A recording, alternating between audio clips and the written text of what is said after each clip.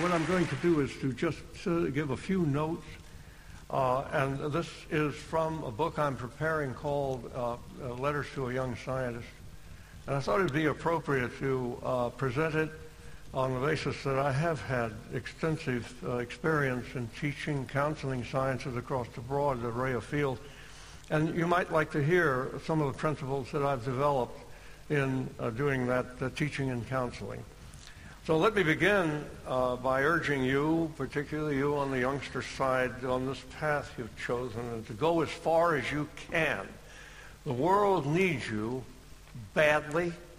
Humanity is now fully into the techno-scientific age. There's going to be no turning back. Although varying among disciplines, say astrophysics, molecular genetics, immunology, the microbiology, the public health, to the new area of the human body as a symbiont, to public health, environmental science, knowledge in medical science, and science overall is doubling every 15 to 20 years. Technology is increasing at a comparable rate. Between them, the two already pervade, as most of you here seated realize, every dimension of human life. So swift is the velocity of the techno-scientific revolution, so startling in its countless twists and turns that no one can predict its outcome, even a decade from the present moment. There will come a time, of course, when the exponential growth of discovery and knowledge, which actually began in the 1600s, has to peak and level off, but that's not going to matter to you. The revolution is going to continue for at least several more decades. It'll render the human condition radically different from what it is today. Traditional fields of study are going to continue to grow, and in so doing, inevitably they will meet and create new disciplines. In time, all of science will come to be a continuum of description and explanation of networks of principles and laws. That's why you need not just be training in one specialty, but also acquire breadth in other fields related to and even distant from your own initial choice. Keep your eyes lifted and your head turning. The thirst for knowledge is in our genes. It was put there by our distant ancestors who spread across the world, and it's never going to be quenched.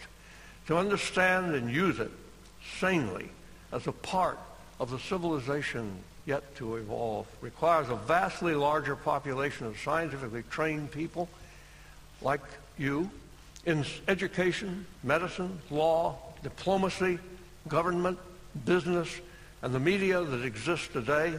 Our political leaders need at least a modest degree of scientific literacy, which most badly lack today. No applause, please.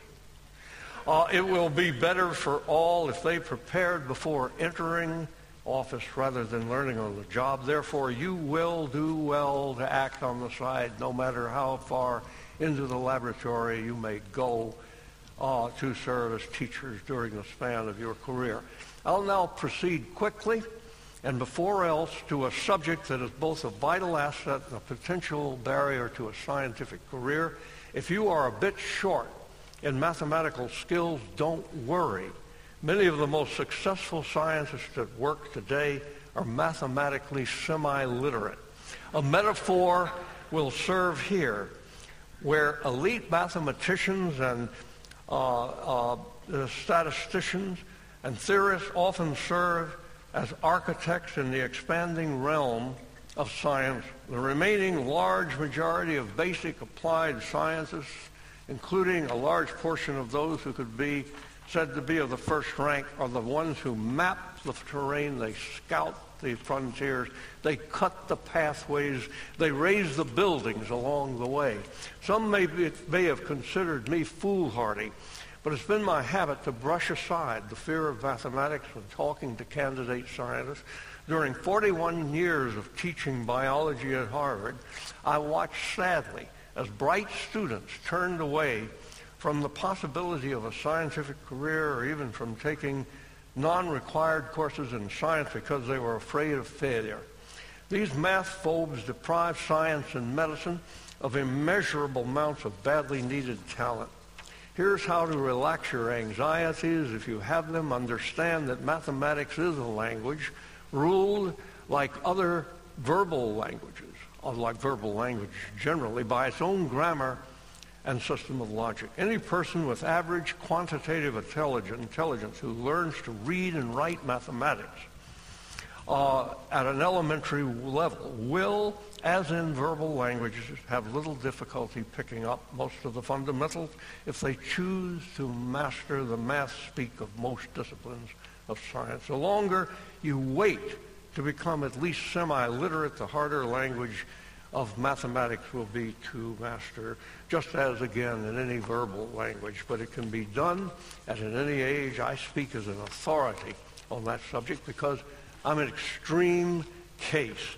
I didn't take algebra until my freshman year at the University of Alabama. They didn't teach it before then. I finally got around to calculus as a 32-year-old tenured professor at Harvard, where I sat uncomfortably in classes with undergraduate students a little more than half my age. A couple of them were students in a course I was giving on evolutionary biology. I swallowed my pride and I learned calculus. I found out that in science and all its applications, what is crucial is not that technical ability, but it is imagination and all of its applications. The ability to form concepts with images of entities and processes pictured by intuition. I found out that advances in science rarely come upstream from an ability to stand at a blackboard and conjure images from unfolding mathematical propositions and equations. They are instead the products of downstream imagination leading to hard work during which mathematical reasoning may or may not prove to be relevant. Ideas emerge when a part of the real or imagined world is studied for its own sake. Of foremost importance is a thorough, well-organized knowledge of all that is known of the relevant entities and processes that might be involved in that domain you propose to enter. When something new is discovered, it's logical then that one of the follow-up steps is to find the mathematical and statistical methods to move its analysis forward. If that step proves too difficult, the person or team that made the discovery, a mathematician can then be added by them as a collaborator. Consider the following principle, which I will modestly call Wilson's principle number 1. It is far easier for scientists, including medical researchers, to acquire needed collaboration in mathematics and statistics than it is for mathematicians and statisticians to find scientists able to make use of their equations. It's important in choosing the direction you take in science is to find a subject of your level, at your level of competence, that interests you deeply and focus on that. Keep in mind then Wilson's second principle. For every scientist, whether researcher, technician, teacher, manager, or businessman, working at any level of mathematical competence, there exists a discipline in science or medicine for which that level is enough to achieve excellence. Now I'm going to offer quickly several more principles that will be useful in organizing your education and career, or if you're teaching, to how you might enhance your own teaching and counseling of young scientists. In selecting a subject in which to conduct original research or to develop world-class expertise, take a part of the chosen discipline that is sparsely inhabited. Judge opportunity by how few other students and researchers are on hand.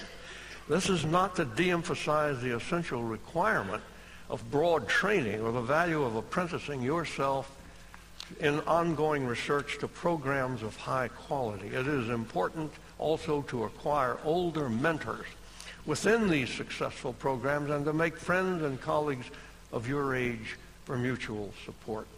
But through it all, look for a way to break out, to find the field and subject not yet popular. We have seen this demonstrated already in the talks preceding mine, There is the quickest way advances are likely to occur, as measured in discoveries per investigator per year.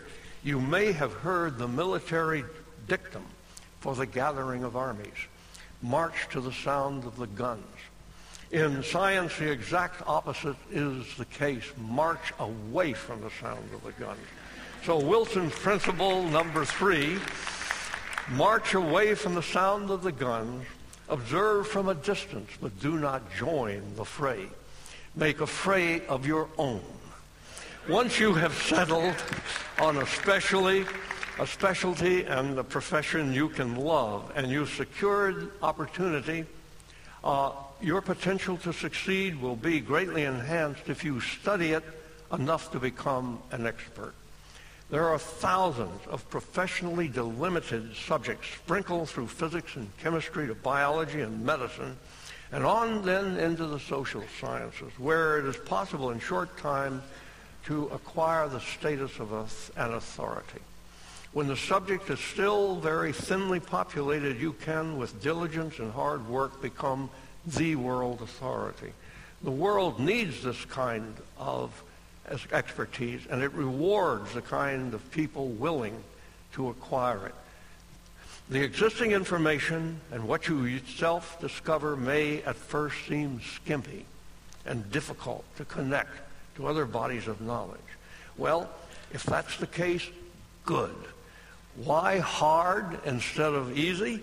The answer deserves to be stated as principle number 4. In the attempt to make scientific discoveries, every problem is an opportunity, and the more difficult the problem, the greater will be the importance of its solution. Now, this brings me to a basic categorization in the way scientific discoveries are made. Scientists, pure mathematicians among them, follow one or the other of 2 pathways. First, through early discoveries, a problem is identified and a solution is sought. The problem may be relatively small. For example, where exactly in a cruise ship does the norovirus begin to spread? Or larger, what's the role of dark matter in the expansion of the universe? As the answer is sought, other phenomena are typically discovered and other questions are asked. This first of the 2 strategies is like a hunter exploring a forest in search of a particular quarry, who finds other quarries along the way. The second strategy of research is to study a subject broadly, searching for unknown phenomena or patterns of known phenomena, like a hunter in what we call the naturalist trance. The researcher mind is open to anything interesting, any quarry worth taking. The search is not for the solution of a problem, but for problems themselves worth solving. The 2 strategies of research, original research, can be stated as follows in the final principle I'm going to offer you. For every problem in a given discipline of science, there exists a species or entity or phenomenon ideal for its solution.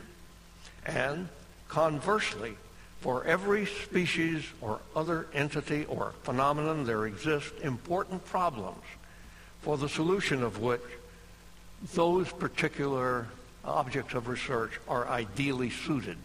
Find out what they are.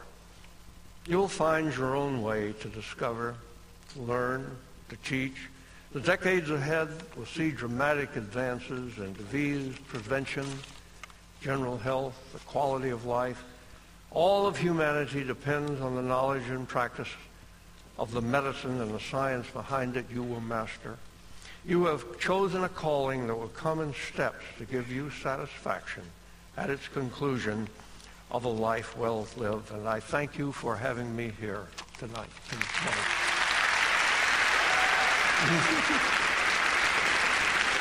Oh, thank you.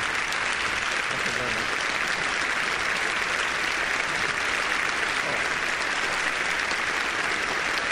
Actually, good.